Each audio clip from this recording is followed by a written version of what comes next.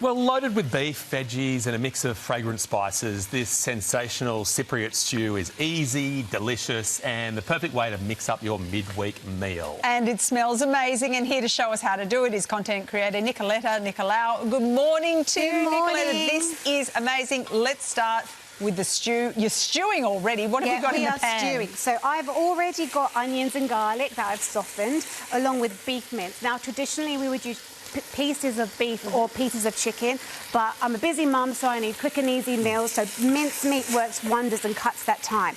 Next, I'm adding some tomato paste, about 2 tablespoons, and then a tin of tomatoes. That gets simmered down for a little while until it caramelizes. Then I add some spices and herbs, just some dried oregano, sweet paprika, a pinch of cinnamon. We love cinnamon and Cypriot cooking. It brings warmth, it brings depth, and salt and pepper. And then they're pretty available spices, aren't they? Yes, So all things you can find quite easily. Exactly. This should be a staple as we enter the tail end of winter for everyone at the moment. How long are you cooking that then? Well, that gets simmers down until it's rich and saucy, and then we go straight in with our vegetables. A load of potatoes and chopped carrots, just cut into bite-sized pieces just to reduce cooking time, and peas. Frozen peas. Frozen peas, Always all you need. Exactly. This is no fuss, isn't it? It's kind of everything is relatively straightforward, but the results, which we're getting to, are quite far from in goes the stock. Yeah, you do need just simple ingredients, fresh ingredients, and you've got something really delicious, nutritious. And how long are we cooking this for? That will simmer for about 40 to 50 minutes. You give it a stir every now and then, but you can sort of forget about it and crack on with your day while that cooks. Okay, and you also have, I can see this delicious bread on the table. This is made from scratch, Cypriot bread? It is. This is we call it Koulouri Daktylia, which translates to finger bread, essentially, and it's shaped like this, and these essentially are the fingers. Now, how to make this? It goes hand in hand with this. There's a bunch of spices in my dough already, so I've shaped it into a log.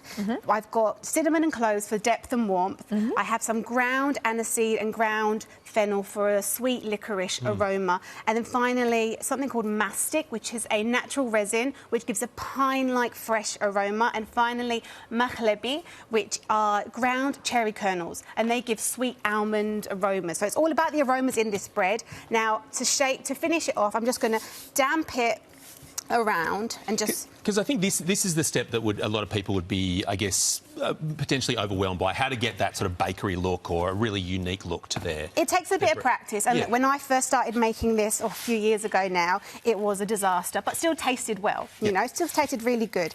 Now, the trick is to tighten it up so you've got a bit of tension now. This has been sitting here for a little while as we've been waiting, but you would roll that in the sesame seeds, and let's pretend that's all covered nicely. And then literally cut straight through the dough into about 8 pieces. You're almost cutting right through. You are. You're cutting right through. So not scoring on the top, it's actually right through. You are cutting right through, and you would give it a little reshape. And as that has a second prove, the pieces would stick together again. And then that goes straight into the oven about 30-40 minutes, and then you get something that looks like this. You tear a bit off, just like this. Dip right into your stew. We call it voti in Cyprus. So when you get your bread, you go voti. And what does that mean? It just means dipping. Okay. That's just made... Should I voti? A stew needs a toasty bread, maybe some butter. Is that butter's okay to put with? We'd normally opt for a bit of olive oil, but the sauce from the stew is all you need. That is divine. You can really taste the cinnamon in it too.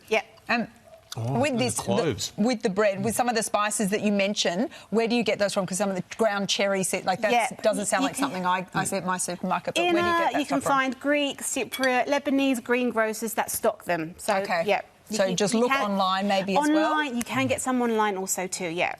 It's been quite cold recently. Yes. The evenings especially. That would be delicious to sit down in front of your favourite show, on the couch, bowl of this. My 2-year-old devours this. So it's not just for, the grown-ups. Kids could potentially enjoy it too. And a great way to sneak veggies in as well. Yes.